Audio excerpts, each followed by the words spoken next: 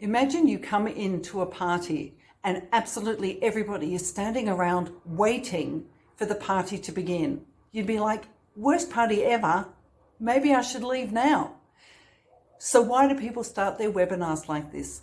My name's Helen Gottstein. I'm a communications consultant. I help executives convince others of their values, strategies and ideas, and ultimately drive sales. This is how a good webinar begins. Host people as if you're hosting a party. Welcome them in. Say, wow, we have great content lined up for you today. It's going to be amazing people here.